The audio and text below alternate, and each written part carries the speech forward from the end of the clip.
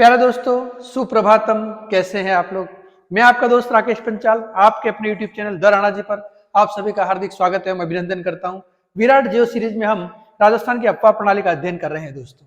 और जब अफवाह प्रणाली हम लोग पढ़ते हैं तो आंतरिक अफवाह क्रम का आज हम लोग अध्ययन करेंगे। और आंतरिक अफवाह क्रम की जो प्रमुख नदियां हैं उसमें जो इसकी सबसे बड़ी नदी है, सबसे लंबी नदी है राजस्थान की, वो नदी कौन सी है? घग्गर नदी।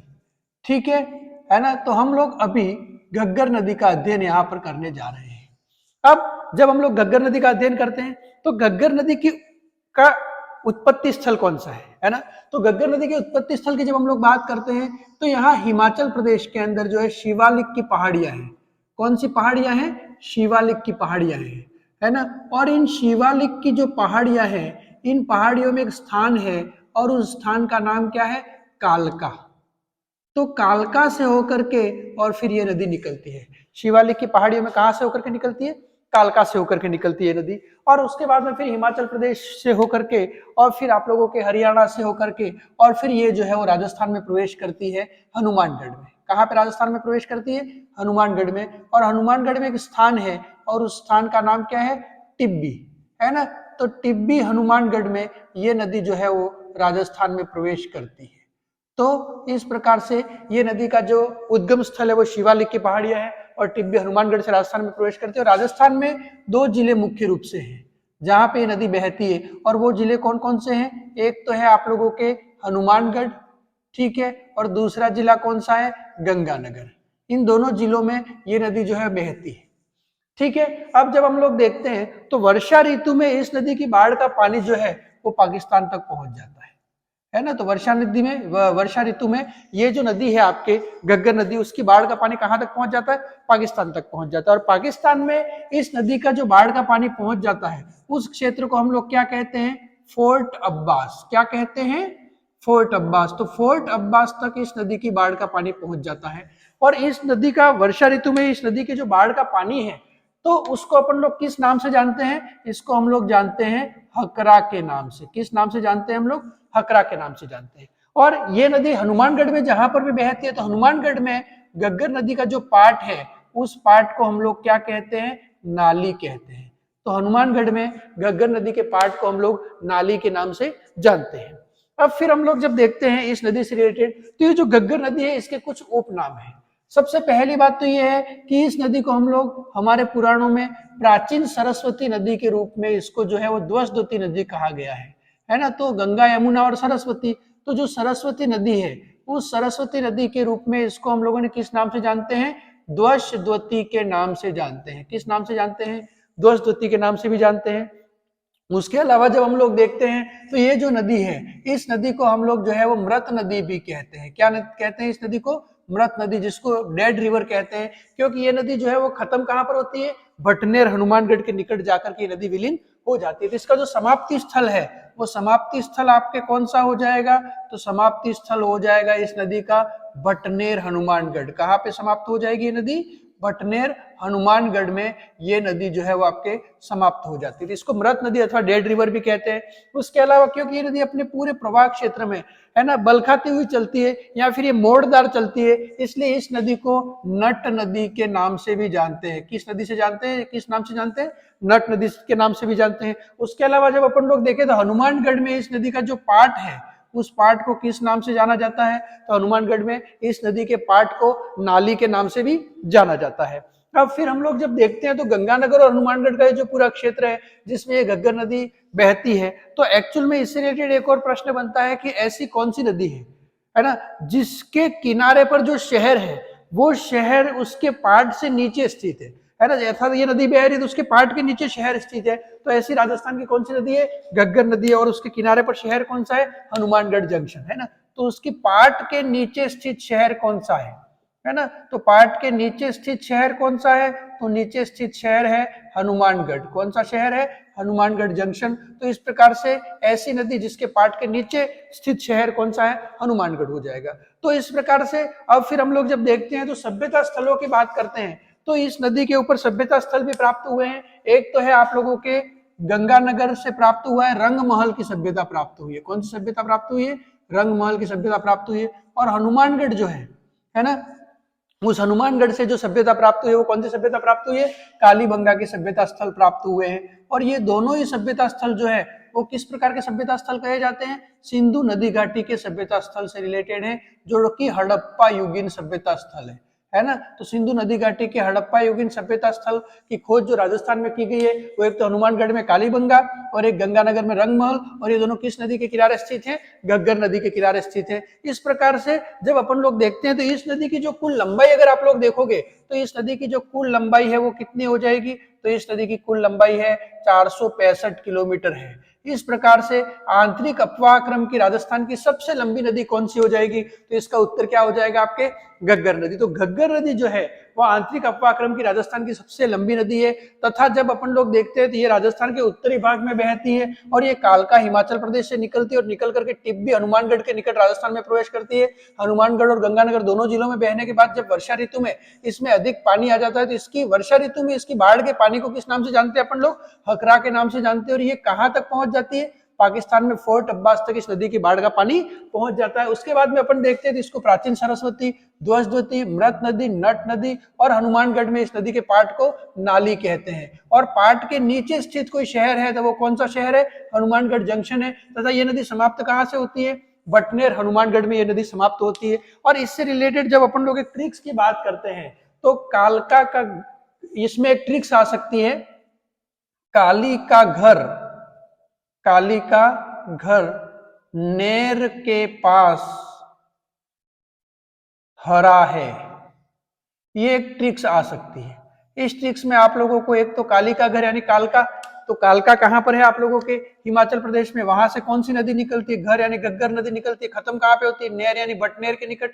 हनुमानगढ़ में बटनेर दूर के वहां खत्म होती है। और हरा यानी इसकी बाढ़ के पानी को अपन क्या कहते हैं? हकरा कहते हैं।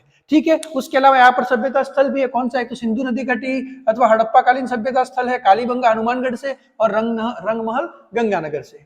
ये तो होगी आंतरिक अपवाह क्रम की सबसे लंबी नदी। उसके बाद में अपन लोग बात करते हैं आंतरिक अपवाह क्रम की राज्य की सबसे छोटी नदी की, है ना। तो आंतरिक अपवाह क्रम की राज्य की सबसे छोटी नदी कौन सी है? तो राज्य की सबसे छोटी नदी है काकनी अथवा काकने। कौन सी नदी है?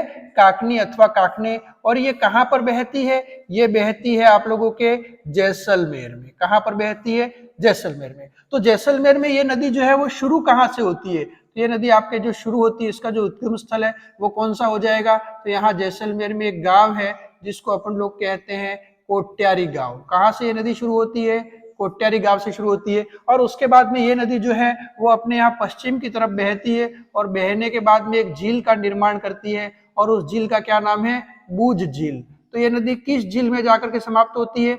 बूझ झील में जाकर के समाप्त होती है। और फिर इस नदी में भी कई बार जो है पानी की जब आवक बढ़ जाती है तो इससे नदी एक खाड़ी का निर्माण करती है और वो खाड़ी कौन सी है? मीठा खाड़ी का निर्माण करती है। कौन सी खाड़ी का निर्माण करती है नदी?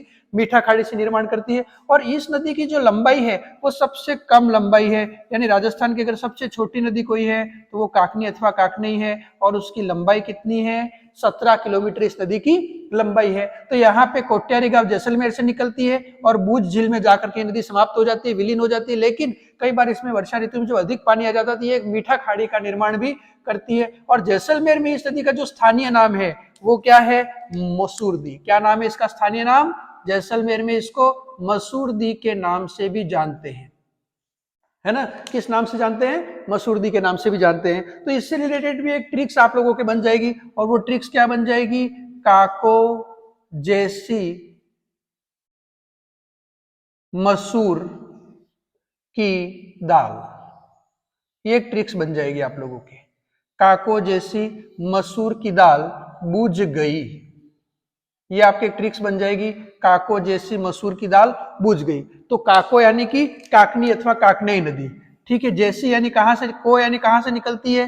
तो ये निकलती है कोट्यारी गांव से। और ये किस जिले में बहती है? जैसी यानी जैसलमेर में। जैसलमेर में इसका नाम क्या है? मसूर यानी मसूरदी नाम है। और फिर ये कहां जाकर के समाप्त होती है? बूझ झील में जाकर के समाप्त होती है। इस प्रकार से ये हो गई राजस्थान की सबसे छोटी नदी आंतरिक अपवाह क्रम की। अब फिर हम लोग जब देखते हैं तो अब हम लोग अगली बात करते हैं राजस्थान की एक ऐसी नदी जो आंतरिक अपवाह क्रम की राजस्थान में बहने वाली सबसे लंबी नदी है। ठीक है, तो आंतरिक अफवाक्रम की राजस्थान में बहने वाली सबसे लंबी नदी कौन सी हो जाएगी? तो ये हम लोग बात करते हैं, इस क्षेत्र की बात करते हैं, और ये क्षेत्र कौन सा है? शेखावाटी का क्षेत्र है। कौन सा क्षेत्र है ये? शेखावाटी का क्षेत्र है। तो इस शेखावाटी का जो क्षेत्र है, इस शेखावाटी के क्षेत्र में 3 जिले यहाँ पर जो है वो पड़ते हैं। कौन कौन से जिले पड़ते हैं? तो यहाँ पे पड़ता है, एक तो आप लोगों के सीकर आता है, उसके बाद में आपके आता है झुंझुनू आता है, उसके बाद में आपके आता है चूरू।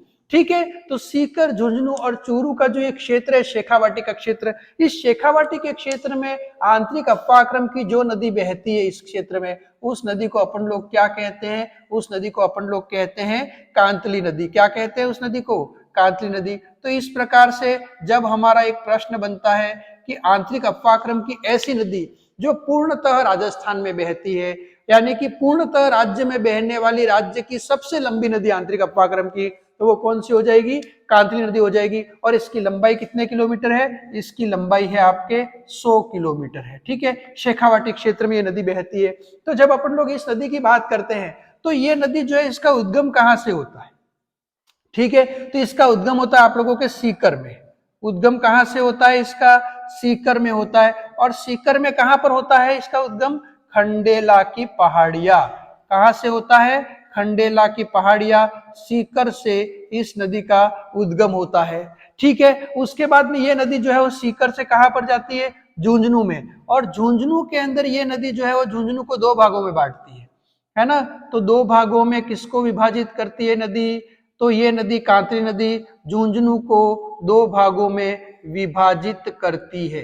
कितने भागों में विभाजित करती है? 2 भागों में विभाजित करती है। किसको विभाजित करती है? झुंझुनू को विभाजित करती है। और उसके बाद में फिर ये नदी समाप्त कहाँ पे होती है?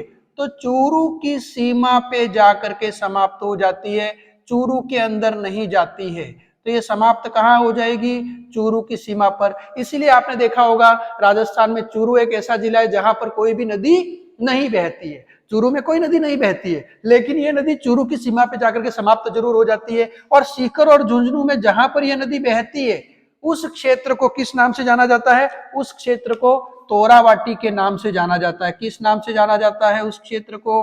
तोरावाटी के नाम से जाना जाता है। सीकर और झुंझुनू में कांतली नदी के प्रवाह क्षेत्र को अपन लोग क्या कहते हैं? तोरावाटी कहते हैं। ये नदी सीकर में खंडेला की पहाड़ियों से उद्गम होता है, झुंझुनू में जाती है, और झुंझुनू को कितने भागों में बांटती है? 2 भागों में विभाजित करती है। उसके बाद ये नदी कहाँ जाती है? चूरू। और चूरू की सीमा पे जाकर के समाप्त हो जाती है, चूरू में प्रवेश नहीं करती। इसलिए राजस्थान में चूरू और बीकानेर ऐसे जिले जहां पर कोई भी नदी नहीं है। ठीक है, अब फिर हम लोग जब इसमें आगे बढ़ते हैं तो इस नदी का जो क्षेत्र है, उस क्षेत्र को सीकर और झुंझुनू में किस नाम से जाना जाता है? तोरावाटी के नाम से जाना जाता है। इस नदी के किनारे भी एक सभ्यता का स्थल प्राप्त हुआ है, और वो सभ्यता का स्थल कहाँ से प्राप्त हुआ है? नीम का थाना तहसील है, और उस तहसील के अंदर एक क्षेत्र है, उस क्षेत्र का नाम क्या है? सीकर में गणेश्वर। कौन सा नाम है? गणेश्वर सीकर। और यहाँ से कौन सी सभ्यता प्राप्त हुई है? ताम्रयुगीन सभ्यता के स्थल प्राप्त हुए हैं। तो ताम्रयुगीन सभ्यता के स्थल कहाँ से प्राप्त हुए हैं? नीम का थाना तहसील में गणेश्वर सीकर से प्राप्त हुए हैं। किस नदी के किनारे है ये? तो ये नदी कौन सी है? कांतली नदी के किनारे है। गणेश्वर सीकर से ताम्रयुगीन सभ्यता के स्थल प्राप्त हुए हैं, और इसीलिए जो है वो गणेश्वर सीकर को ताम्रयुगीन सभ्यता का जननी कहा गया। ताम्रयुगीन सभ्यता की जननी किसको कहा गया है? तो गणेश्वर सीकर को ताम्रयुगीन सभ्यता की जननी कहा गया है।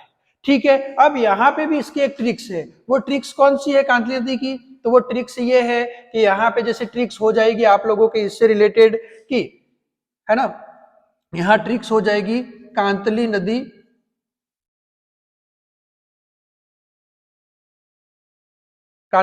उसके बाद में ये कहां से होता है? खंडेला की पहाड़ियों से इसका उद्गम होता है। समाप्ति स्थल इसका कौन सा है? चूरू की सीमा इसका समाप्ति स्थल है।